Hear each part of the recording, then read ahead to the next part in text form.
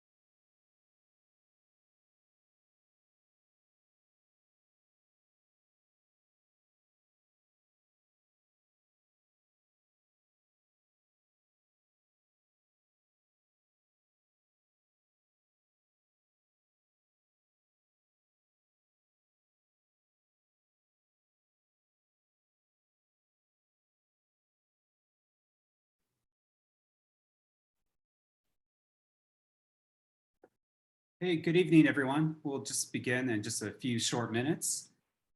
Just want to say a quick hello and just thank you for joining us tonight. We're so glad you could be here. We will be sharing information on Portland's neighborhood association system and the roles that district coalition offices and the city and civic life play and how we can support you on that journey. So we're so glad you could be here. And Nancy, do you want to introduce yourself briefly?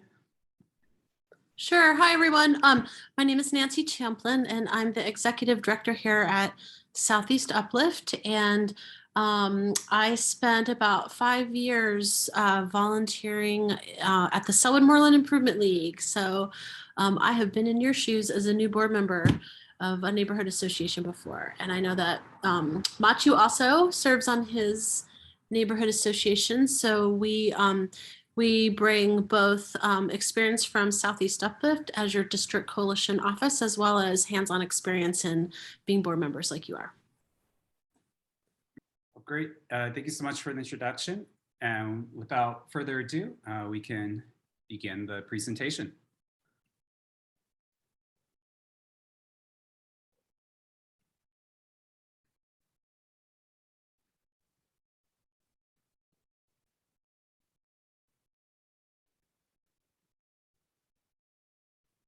All right, there we are.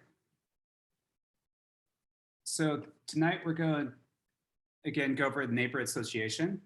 And the purpose of this is to provide an orientation to the roles that neighborhood associations play and how you can best utilize the services available from Southeast Uplift and the Office of Community Civic Life. With that mentioned, we are Southeast Uplift, your district coalition office, and we are funded primarily through the Office of Community and Civic Life.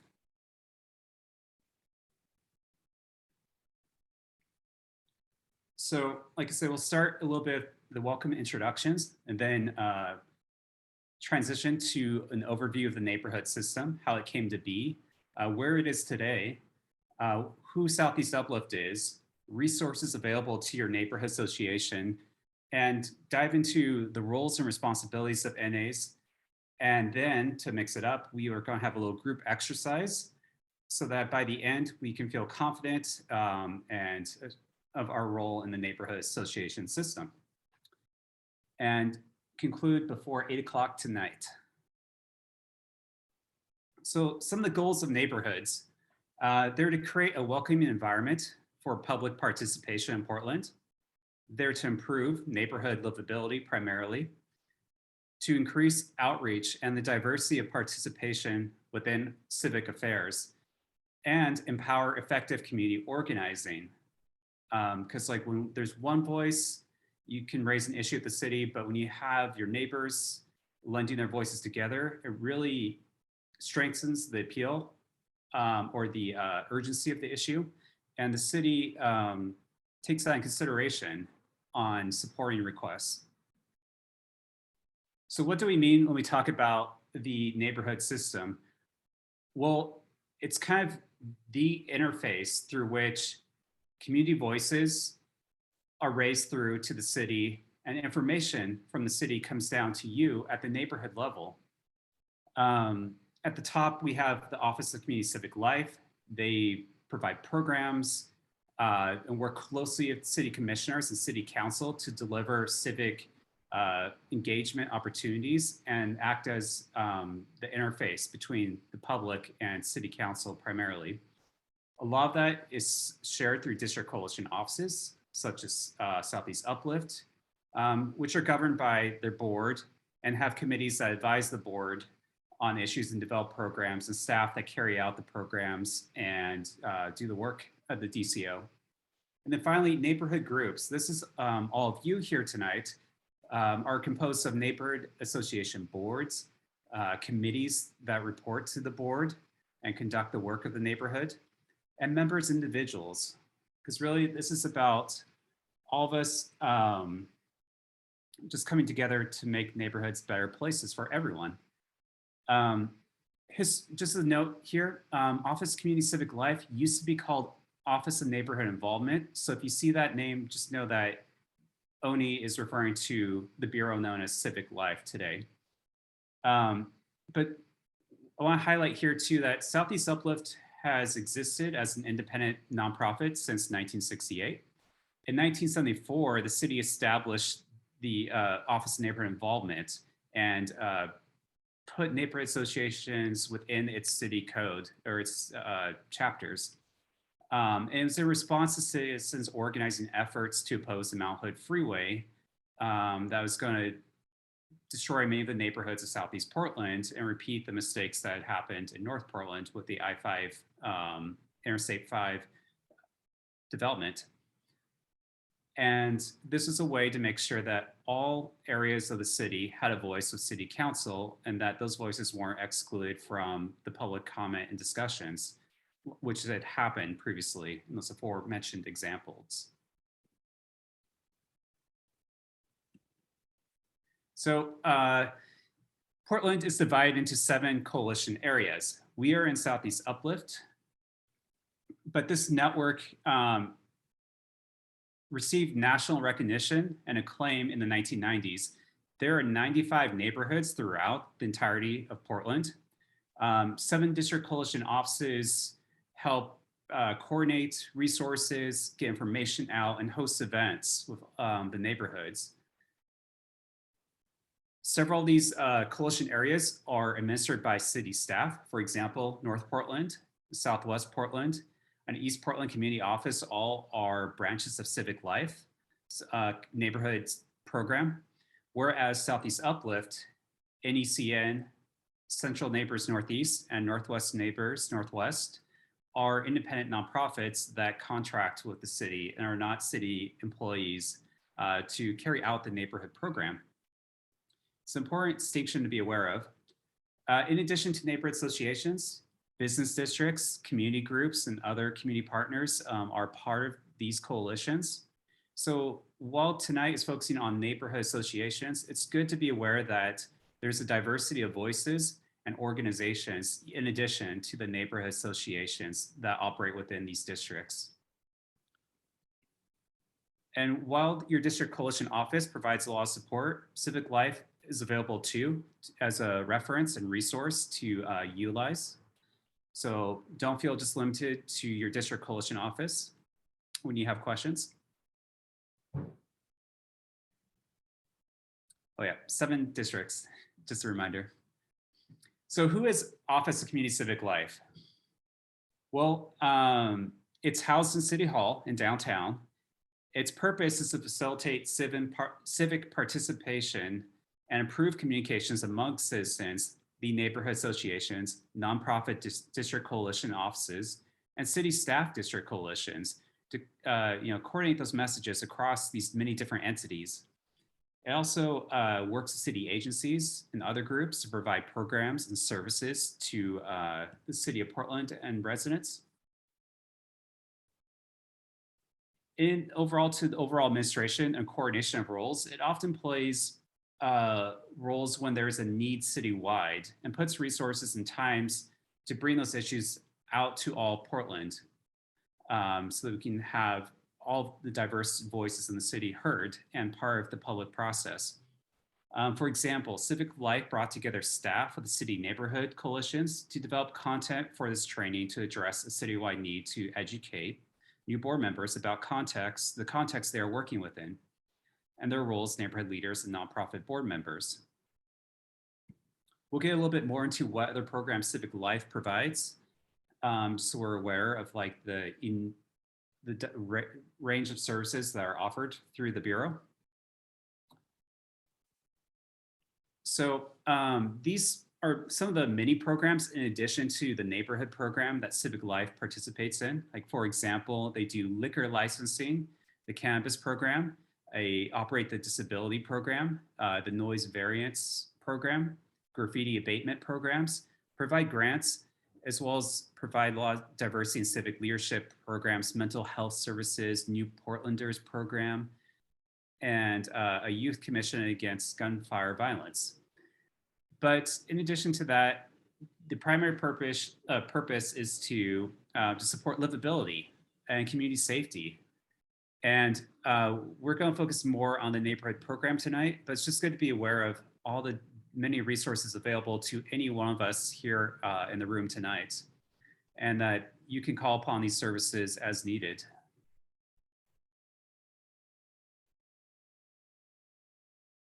So, neighborhood coalition offices, getting closer to home. What do they do? What does Southeast Uplift, what role does it provide in the system? Well, a lot of it's like information, resource provision, like technical support to neighborhoods. We also provide educational training such as this and community events. We recently hosted a community grantee celebration mixer to highlight the cool projects happening in the community this year and the many diverse voices that are part of that process. And we also help foster and incubate small community projects. A lot of this is done through our programs, such as the fiscal sponsorship program, as well as our grants program and our land use and transportation program. But it's an opportunity too for groups to share and collaborate and start ideas. And that's really what the DCO is. It's a convene of community voices, kind of intermediate layer between the city and neighborhoods groups. And for context, the mission of Southeast Uplift is to collaborate with the Portland community to build informed, inclusive, and participatory neighborhoods that support our social and ecological well-being. Who is Southeast Uplift? Well, we provide a little bit of background, but we work closely to create healthy neighborhoods that by empowering communities to create the changes they want to see. Here's a photo from a recent event that we held in our parking lot. And just so we can visually see what we're talking about when we talk about the Southeast Uplift Coalition, generally speaking, it's the area south of inner Southeast Portland, south of I-84, and from the Willamette River to approximately 82nd. You'll notice there's some exceptions, such as like Montevilla that extends out to I-205. And also to the south, it goes down to the county line, and we joyfully serve the Arnwald Johnson Creek neighborhood that extends into the city of Milwaukee to the south. We realize that's outside the city of Portland, but that is part of our coalition. There's 20 neighborhoods here and community partners not listed. So there's a lot more to us than just this map, but it's a good framework to begin the conversation with too. A large part of our funding comes from the city, over 90%, but not all of it. We do some other fundraising, and we are governed by our own nonprofit board of directors who have a duty of care, a duty of loyalty, and a duty of obedience to advancing the mission of Southeast Uplift and acting in a way that supports that mission. There's space on the board for community groups at large positions for people of special expertise, business associations, as well as all 20 of our neighborhood associations. And just to clarify, we are not a government body, but rather a independent nonprofit organization that carries out work on behalf of the city of Portland. Here's a little more detail on the staff that make this work possible. Paula de la Cruz does our communications. So if you subscribe to our newsletter, she is one of the primary coordinators of that newsletter. She's also your first point of contact as this neighborhood staff liaison to Brentwood Darlington, Crescent Kenilworth, Laurelhurst, Mount Tabor, and the Smile neighborhoods. And Alex Sharon is our partnership development and grants manager. He serves as our neighborhood liaison to Ardenwald, Johnson Creek, Brooklyn, Buckman, Kearns, Montevilla, North Tabor, and Woodstock neighborhoods. Nancy, who you met earlier, she is liaison, the first contact for Eastmoreland, Hosford, Abernathy, Richmond, and myself, Machu, who also oversees the neighborhood planning and liaison programs. I serve as the first point of staff contact to Foster Powell, Mount Scarletta, Reed, South Tabor, and Sunnyside. So we together collectively, I forgot to mention Lindsay, our operations specialist who does many of the event rentals and coordinates care and maintenance of the building. So generally speaking, if you have a question for your neighborhood that can't be answered within your bylaws or within the neighborhood association itself, we encourage you to reach out to your staff liaison who can then further direct you or provide answers to answer your questions or coordinate services.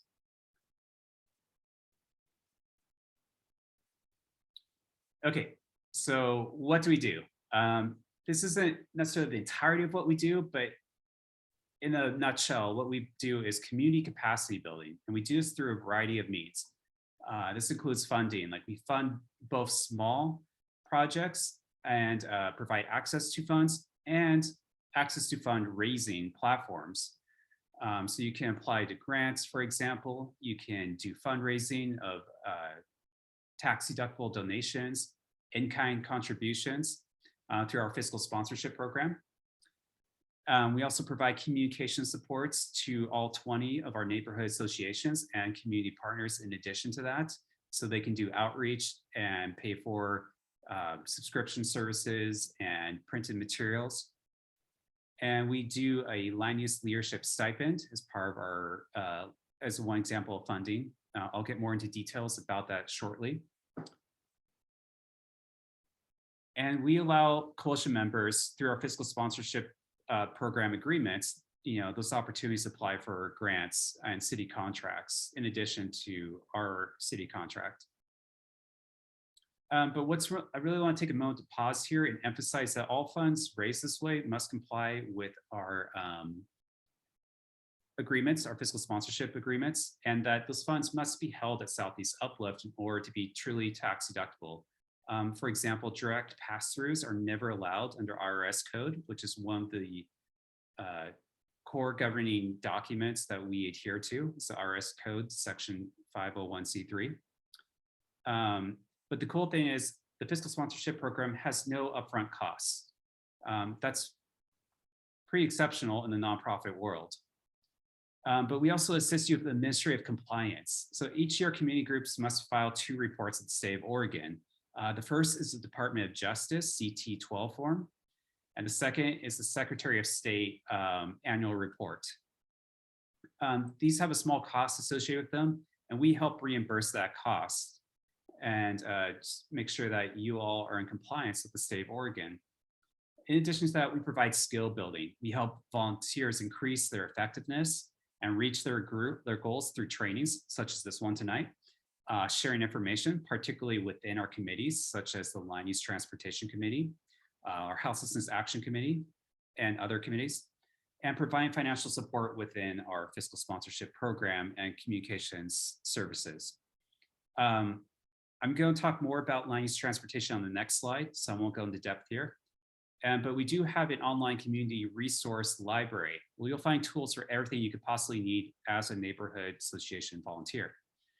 Please search the website for tutorials on filing our state reports, for example, and additional guides available there. But last but not least, compliance. We provide insurance for your community groups, for the neighborhood meetings, for the directors and officers, or your events, such as liability insurance. And keep a list of all your board members, store your records, particularly your neighborhood minutes and your annual state filings. Those are required through city ordinance that you file them with the district coalition office, and we provide them here forever. So your NA secretaries are required to send those notices to us. And thankfully, we have an easy resource to do so with our Hey Neighbor Flyer newsletter. There's a feature where you can send your minutes directly to us from your computers. But we'll get more into that in the next few slides.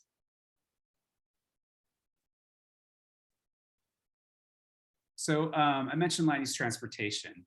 This is a great way to learn about projects and share information, and also for advocacy. So like ideas, get cross-pollinated at our land use transportation committee. Information gets shared out via our website and our general newsletter. And it's just a forum to discuss land use cases, issues, and build partnerships across NAs when one issue affects multiple neighborhood associations. It educates communities about issues through our guest presentations from city, county, state, and nonprofit guests and advocates. And it helps amplify advocacy efforts, such as recently we helped support the Neighborhood Initiate Safe Streets community-led effort to increase neighborhood safety. And finally, I want to take a moment to highlight the Land Use and Transportation Leadership Academy. This is the academy we launched last fall to increase engagement with youth, renters, and BIPOC identifying Portlanders so they can be effective leaders of advocacy and change in their communities. This is a small cohort of about 12 participants that each led a project, and we support them along the way, identifying stakeholders, developing a process to reach the outcomes they were seeking, and just a great way to reach out and support the community. If you are new to the land use role and representative, I encourage you to reach out to me so we can get you oriented to the role and share a welcome packet that has a lot of helpful tips and links to helpful city resources and other tools you might use. And just attend our monthly land use transportation committee meetings, which you can sign up for online. Okay, neighborhood associations. That's you all. What do you do? Well, so much. Build community, get to know neighbors. You advocate for policies and decisions and city budgets issues that affect your neighborhood and its livability and safety. And there are so many possibilities. It's really up to what your officers want to take on, what they're hearing from in their conversations with the community, and what issues they feel are a priority. For example, you can take positions on land use notifications. Sometimes, developments just aren't necessarily the most compatible fit for your neighborhood, or they can be modified to work better for the community, provide public benefit, for example. Transportation, the city often when they're rerouting buses or providing lane configurations or sidewalk curb extensions, really wants to hear from the neighborhood association about what they like about the project and what could be improved. And public policy, anytime the city's deliberating a new policy, they really want to hear from all of the neighborhood associations about how that policy affects the neighborhood and what they hope to see improved upon in the policy. It's also neighborhoods are invited to testify at city council and serve on committees, both advisory body committees with the city, committees within Southeast Uplift, and they're just committees within the neighborhood. For example, Eastmoreland has a tree stewardship committee. That's just one of many examples in the community. But also neighborhoods are a great place to organize and educate neighbors on topics and serve as a forum for discussion on those topics. Okay, so that's it. What are some of the duties that are expected of neighborhood association members and officers? Well, there's several, but a brief summary is just encourage openness and transparency. This is done by publishing your minutes online, having them accessible and stored at the district coalition office, showing up regularly so that people know where to go to if they want to discuss an idea or bring a proposal forward to the neighborhood. And this is really important. Recruit new members. Every neighborhood association officer should make it their mission to recruit new members and raise awareness of the association, highlight the good work that's done, and opportunities for more work to be done. Also support your fellow board members. It's really just important that neighbors help neighbors and that we support each other in our roles in the neighborhood associations. But also there's a fiduciary duty to the NA that we should be acting in what is the best interests of the neighborhood association with respect to the neighborhood and each other, and to not use it for our personal gain or where there's conflicts of interest, for example. Because really, neighborhood associations are about building connections and supporting each other. And like I said, there's the duty of care. That's really important, that we balance that personal benefit with the public benefit when we conduct our activities as neighborhood associations, that we don't conflate the two where it's not in the interest of the community.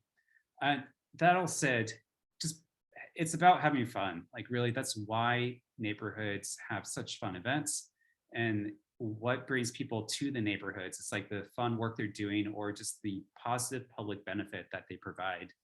So really, please have fun. And if you're not, think about ways to make it more fun, because that's really important. But also to make room. Sometimes we can learn so much by stopping and listening and just providing space for other voices to speak up and participate in the neighborhood conversations. Okay, so that all said, how do we go about doing all this? How do we know what to reference? What guides us? Well, the simple answer is, it is your neighborhood association bylaws. They aren't necessarily a place for policy, but they're a place to provide guidance and provide clarity and establish the rules that help govern and explain the conduct of the neighborhood association. So if anything else, I highly encourage you, if you haven't already, to research your neighborhood association bylaws, read them through. And we do encourage each neighborhood to review these every year, see what's working, what needs refinement, and what is just causing maybe a little too much stress on the volunteers, and to find ways to streamline it, if at all possible, while adhering to the requirements required by the city.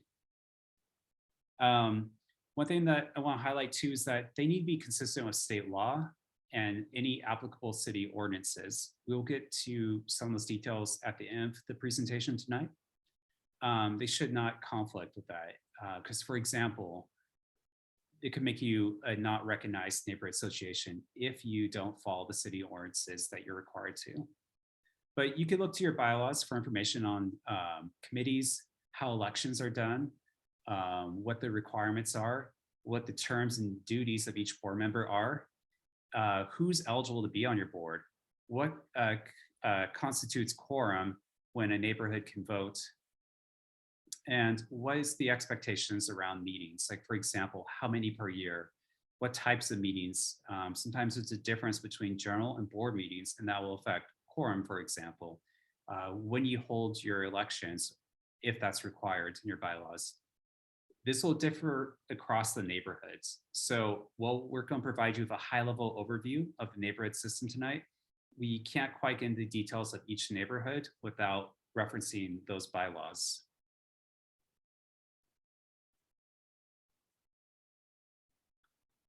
Okay, that said, how does Southeast Uplift support you and your neighborhood association? Well, through a variety of ways. We provide communication support to all 20 neighborhood associations. This is a small communication funds that is budgeted out for each of the neighborhoods. This supports things such as like Zoom subscriptions, newsletters, flyers, stickers, postcards, whatever your neighborhood association board of officers deems to be in their best interest is supported by this. We also provide fiscal sponsorship, so you can apply to grants and receive in-kind donations. It's really important, though, that you first contact Southeast Uplift, though, before you do any of those activities to make sure that the fundraising adheres to, you know, IRS code and other agreements that we have for this process. We can provide design support through our communications manager. And we also have grant funds. We encourage all of our neighborhood associations to apply for our grant funds as well as community partners. In advocacy, we'll get more into this in the next few slides, but sometimes community voices are so much stronger when there's a coalition of voices behind them. And that's really where like Southeast Uplift on coalition-wide or city-wide issues can really help take your advocacy requests and uplift it and support it and to become more impactful and demonstrate that it's gone through public process too. There's also rules and procedures that have to be followed within Southeast Uplift and city process, and we're here to support that.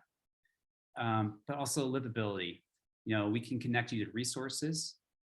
We also have like materials that we loan out, and we can help develop, consult with you on projects and build up your advocacy efforts and your projects. Organizational support. We provide liaison services to all 20 neighborhoods, and we can facilitate, provide access to facilitation support. And as we mentioned earlier, state filing fees, reimbursement for those documents filings you have to pay for anyways, we will reimburse you for that so we can continue doing the good work that you do. Workshops and trainings are another way. In the next slide, I'll highlight, the next two slides, I'll highlight some upcoming trainings that you are encouraged to attend. And gathering events. We provide outreach and promotional support. We are happy to promote your events on our website and our newsletters. Just let us know when they're happening so we can get the word out. And we provide insurance for those events, just in case things happen, that we got you covered. If you want more information on insurance, please visit the website, southeastuplift.org/insurance. And we also provide space rental options. If you want to have workshops or trainings or other visioning events at the Southeast Main Street building, we rent them out at excellent rates that can't be beat compared to other spaces. So that said, another way that we provide key support to our neighborhood associations is for our monthly Hey Neighbor flyer. This is for essential news. It provides tips, reminders, and that are specific to the 20 neighborhood associations in Southeast Uplift. Please encourage your fellow board members to subscribe so they can get the latest on trainings and workshop offerings, grant opportunities, helpful tools and resources to support your community. If you know an NA member that's not receiving this flyer, please forward it to them. There's a sign up link in every copy so they can make sure that they're receiving it. And if you haven't seen this yet, let us know and we'll be glad to add whatever email address you provide onto file, and you can unsubscribe at any time too. And as I mentioned earlier, this is the easiest way to submit. This is how you submit your monthly meeting minutes to the district coalition office. You just click a link, which is pictured here, and there's a form that just takes your minutes, and it's super easy. It's also a way to get insurance for your event, certificate of coverage, and it's a way to find your staff liaison in case you forgot who to contact. But also, it provides a direct link to your neighborhood page on the city website, so you can verify that when groups want to contact your neighborhood association, they know where to go to, and that information is correct. So watch for the Hey Neighbor flyer in your inbox every month.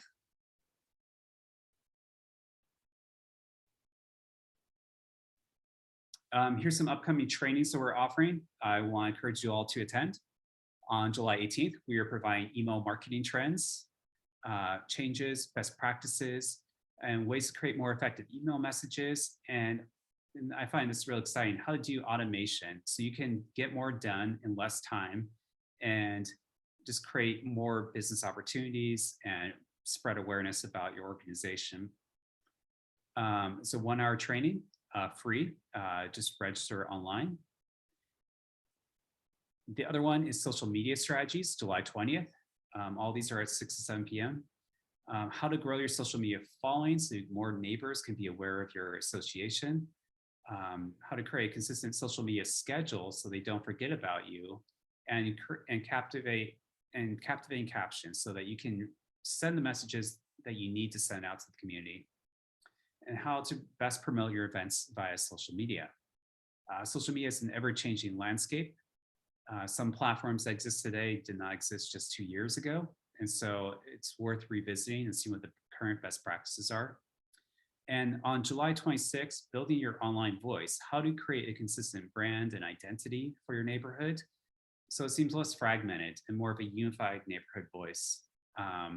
Consistent visuals, language, and developing an organization brand guide. So that way it's easy for any new member and your existing board to have a consistent guideline to reference when providing these outreach materials. Okay, so we talked about advocacy requests. How does that work? Well, so as a neighborhood association, advocacy requests and support requests come up all the time. So let's say you're NA, maybe a neighbor has a problem you'd like solved or an issue you feel passionately about, but you're not sure how to have the voice heard and uplifted. Well, you could take action as an individual. We're all free to do so. You can maybe call City Hall at 311 and complain, but sometimes the best results happen as a result of community conversations. And so we're here to talk about how these individual voices are made louder and stronger by participation within a community process, including the neighborhood association. So in a simple nutshell, what happens with neighborhood associations and the district coalition office is that once you figure out what the problem is, we recommend first talking within the association. To be effective, we advise people to be more than just complaining. Like, for example, write to your NA chair, ask for time on the agenda, and give an estimate of how long that might take of information on the item to be considered and any background information. Share those background information so that can be presented out to the neighborhood. But also, and this is the most important, make sure the request is specific and actionable with ideas you have on how the problem can be resolved.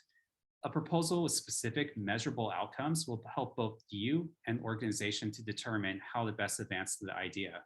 Keep in mind that there's limitations and the authority of each audience you're speaking with to act, to carry out your request. So once you've taken the issue to the association, they may decide to act. This might be simply writing a letter, sending emails, calling a meeting, requesting someone to make a presentation from the local government or a bureau. They might even decide to testify at city council or at a meeting. May also decide the issue has the potential to affect additional neighborhoods. Maybe it sets a citywide precedent, or it's taking place across multiple neighborhoods nearby. At this point, you and your neighborhood might decide to bring the issue to Southeast Uplift because this presents a coalition or citywide effort. If you decide to bring Southeast Uplift, we ask that you put your request and background information in writing to be shared with the executive committee. They're responsible for setting the agenda for our larger board, and that's where all advocacy requests go to. Please email to Nancy and put in the title advocacy request and more details about the request. Depending on factors, it may be brought to the full board, or it might be delegated to a committee who's tasked with considering certain issues before it goes to the full board. But we will figure that out and help support your request to make sure it goes through the due process that's required here at Southeast Uplift. So finally, once we've outlined the process for taking actions, that might be next steps, or the board might choose not to act if it's not in the coalition or the nonprofit's best interest. That's a possibility too. We've outlined this process on our website, so you can visit it anytime at southeastuplift.org and follow the steps listed there. Okay, so that was a ton of information. And let's mix it up. So for this, we're going to do a neighborhood quiz bowl. It's going to be a recap of some of the things we talked about and really hone in on like what are the rules and regulations that apply to neighborhood associations. So for the first one, who can participate as a member of a neighborhood association? Is it A, homeowners, B, renters, C, property owners, D, business license holders, E, others as specified in the bylaws, or F, all of the above? What do you think? Seeing some responses coming in. People are saying F. Let's find out. You're correct. It really is all the above. You'll want to check your bylaws. Some go as far as to be more explicit about who all can be involved in the process. And it may be more than just the people listed here. For example, like unhoused neighbors or people that reside in your neighborhood often are, or they can be eligible for officer service in your neighborhood association. All right, next question. How much notification must the neighborhood association provide to the public prior to an upcoming meeting? Is it 24 hours, 7 days, 14 days, 3 days? Or none of the above? Is something else? Seeing one person saying 7 days. 7 days.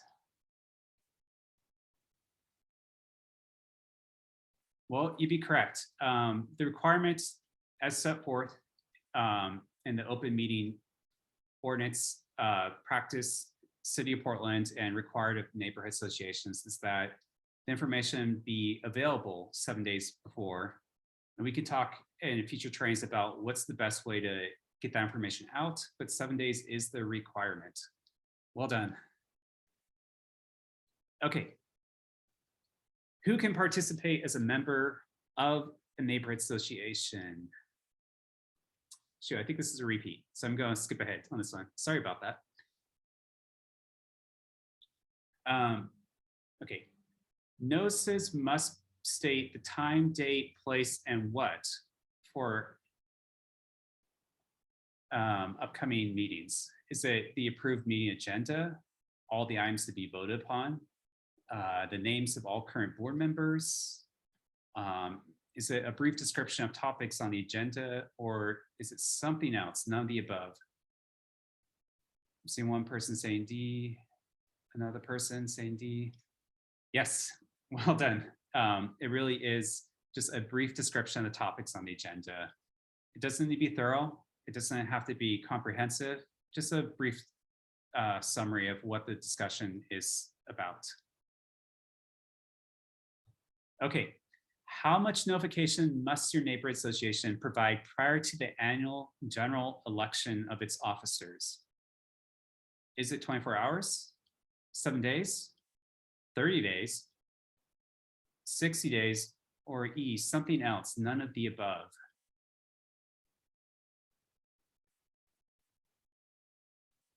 All right, I'm seeing a lot of B replies, 7 days. Wow, I thought this one might stump more of you, but you're well read on it. It is correct, 7 days. We highly recommend raising awareness about your elections in advance to just build interest and increase participation. We recommend 30 days. However, 7 days is the requirement of when notice must be provided, along with any other meeting of your neighborhood association. So well done. All right, neighborhood associations can vote at meetings as long as the chair and at least 2 board members are in attendance. Is this true or false? I'm seeing a lot of false. B, you are correct. It is false. So what is that key here is the issue of quorum. And that's something you'll have to look at your bylaws to determine what is the minimum amount of attendees and officers that need to be present before the board can take a vote and have it be follow, the process established in your bylaws. This will vary across neighborhoods. So unfortunately, we can't provide you all with a sound and fast answer. You'll have to look at your bylaws to determine the exact requirements needed. And just a note here, your NA chair doesn't even have to be present at your board meetings. So long as you have the correct quorum in place, you can introduce motions and vote on them and have it be recorded and recognized. All right, board voting. How does it take place? How can it take place? Can it take place over email as long as quorum is present? Can it occur on a public neighborhood listserv where discussion can occur? Can it occur by another member when you're unable to attend? For example, can you instruct them to vote a certain way because you cannot attend? Is it by a raise of the hand? Is it with a verbal acknowledgement? For example, aye or nay, or none of the above? What do you all think is the correct answer here? I'm seeing E, verbal acknowledgement, E. Alyssa says D and E, by a raise of hand and verbal acknowledgement.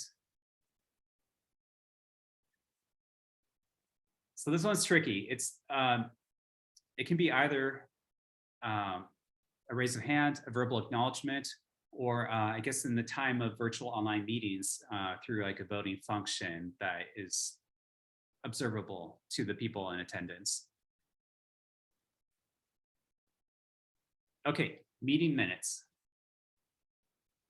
Are they A, the property of a neighborhood association and do not have to be shared with the public? Are they B, shall be put into writing and made available to the public? C, should include the opinions of participants from discussions prior to the meeting. Serve as a verbatim transcript of the meeting or none of the above. Which answer is the best one here?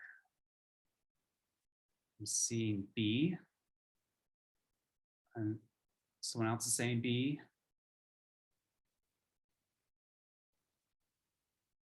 You're correct. They shall be put in writing and made available to the public. Some neighborhood associations also have a process of approving the minutes and uploading them. You'll want to check with each neighborhood to see what the process is. But generally speaking, the minutes are required to document decisions the board makes, budgetary decisions, and any advocacy support things that they may conduct and decisions made, and they're made available to the public. And we can help you with that process too of archiving it. So that way, particularly around transitions in neighborhood association, that those records can be retained and shared with future boards, for example, for posterity. What is the amount of direct notice that should be given to applicants in a land use or liquor license review that will be discussed at a meeting? Is it 8 hours before the meeting, 24 hours before the meeting, 48 hours before the meeting, 1 week before your meeting, or you do not have to notify them about the discussion? What sounds like the correct answer here? 1 week before the meeting?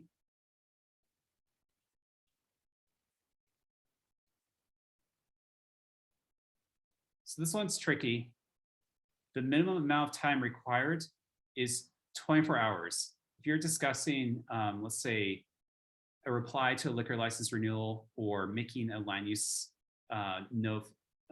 reply to a notification, you're required by 24 hours. Some neighborhood associations have additional requirements. Many often articulate that they will require that you notify the participant and invite them to the meeting, not just notify them, but also provide them space at the meeting.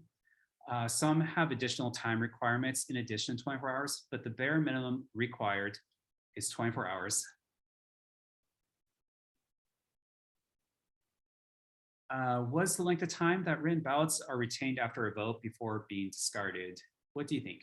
1 week, 30 days, 60 days, 90 days, or E, they don't have to be retained?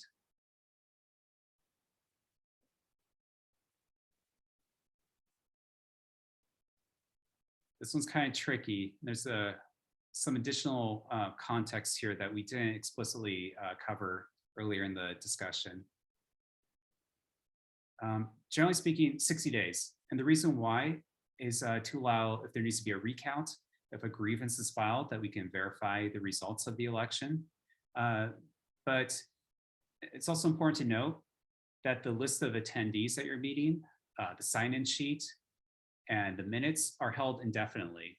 Those are archived at the District Coalition Office for all time eternity, but the ballots, though, are only needed to get through the grievance window period, which is typically 45 days for many NAs, sometimes 30 days or less, but 60 days is how long the ballots are retained for before they can be discarded.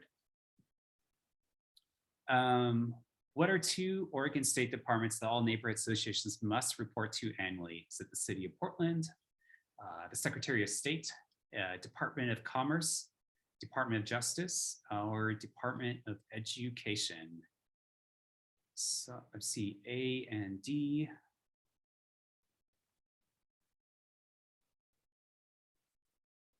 Any other guesses? I'm seeing B and D.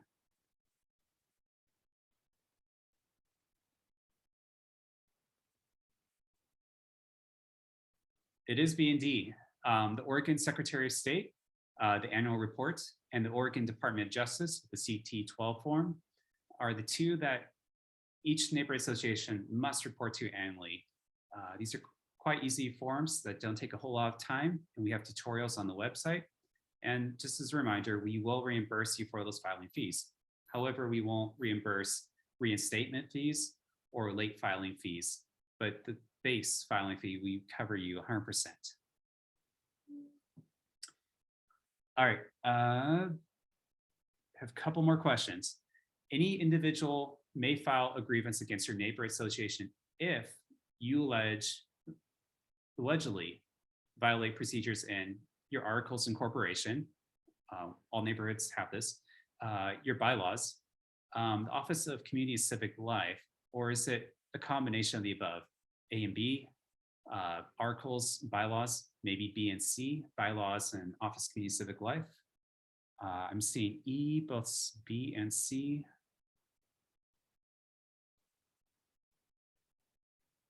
It really comes down to just your bylaws. Like Civic Life has requirements, but it's the bylaws that articulate how a grievance can be filed and for what situations.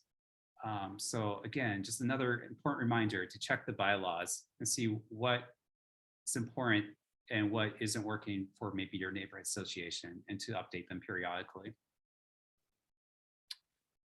Where should you archive your neighborhood association sign-in sheets, agendas, minutes, bylaws, and other important documents?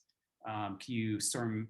Well, you certainly can, but should you store them at a board member's house, the neighborhood coalition office, the neighborhood school in the nearby, or the Portland Bureau of Planning and Sustainability?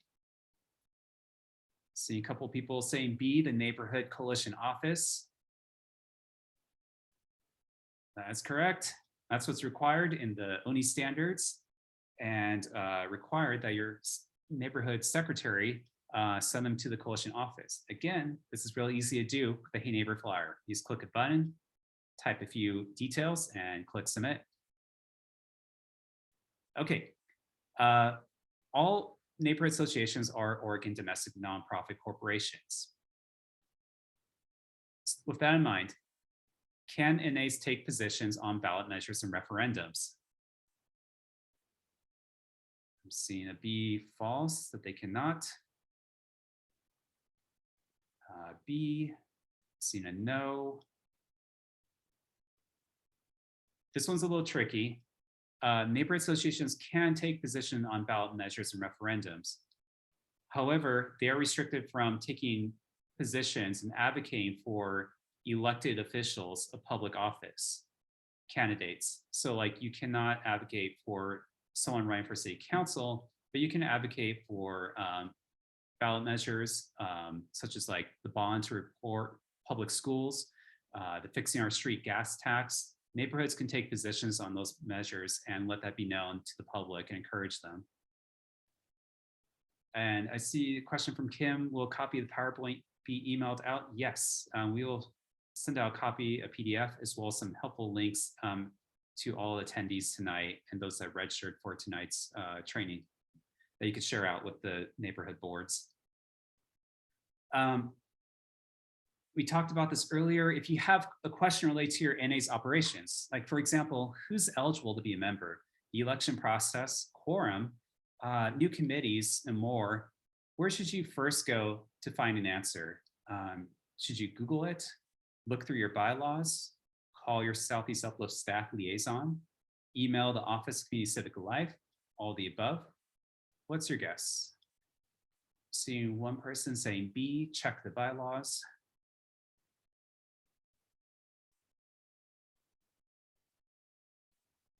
E, all the above.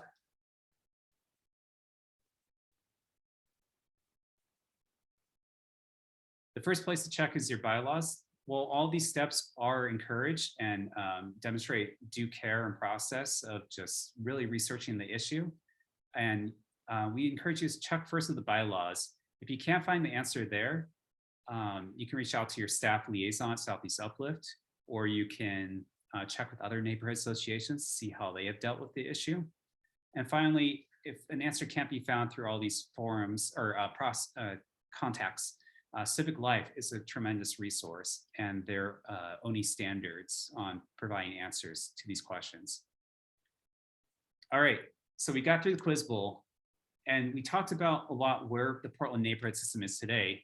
But I also want to talk about the feature of Portland government, which might include the neighborhood system and the 7 districts identified in the city today.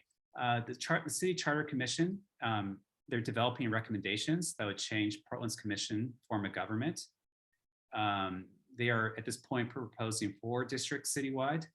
That revision, if accepted by City Council, would then be advanced to the voters in November.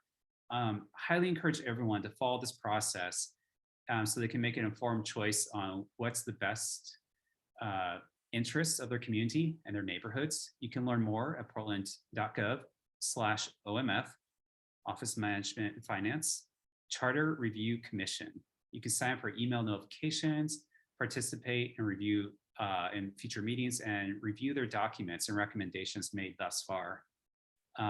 If you aren't following it already, I highly encourage you to check it out and read and sign up for email notifications. And when these changes go through, we'll be glad to update this presentation and incorporate those changes if they happen.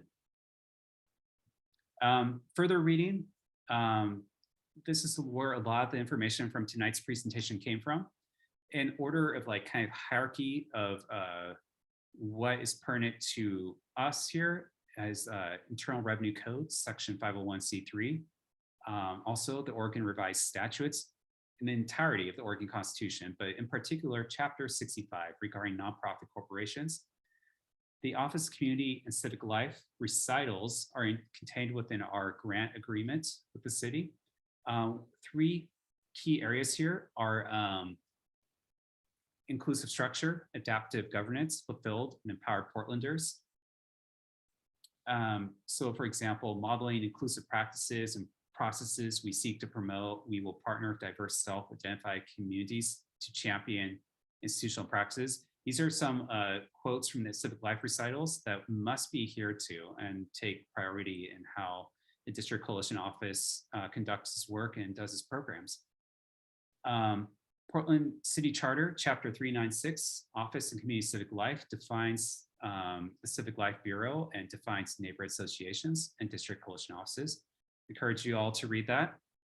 And ONI standards from 2005 must be adhered to by all neighborhood associations, by district coalition office, as well as the city of Portland. This was a central document in providing the information that is being shared with you all tonight. This document It's supposed to be revised every 4 years, so stay tuned. I know it's been a while since it's introduced, but there might be updates coming to it, and we'll let you know, certainly, if that happens. But it is an important document that provides clarification on the roles and responsibilities involved on everyone involved in the neighborhood system. So I highly encourage you all to read, particularly the civic life recitals, chapter 3.96, and the ONI standards. But also keep in mind that everything must adhere to the Oregon Constitution and the Internal Revenue Code. Those are important things to keep in mind here. And finally, just thank you all. I'm glad to have you here tonight for this presentation. We hope that you learned some new information and can go forth and do the best work possible in your neighborhood. And we're here and available to support you with your work and with any questions, comments, or ideas. So thank you all. Appreciate you coming out tonight. And we'll just take a few minutes in case any questions emerge, and if Nancy wants to share anything. I'm just going to look and see if there's any questions in the chat here. I think in addition to sending out the slide deck for this, we are also recording it so we can share the recording as well. And if you have fellow neighborhood association board members that weren't able to attend and you want to share this with them, they can get caught up as well. And that notification also will have some NA board officer welcome packets that provide a lot of helpful tips and resources to aid you in your work with the neighborhood association. So keep an eye on your email inbox and we will get that sent out to you. Well, have a good evening, everyone. The sun's still out, so please catch the last few minutes of sunshine we have tonight, and I'll look forward to seeing you in the future. Have a good night. Bye.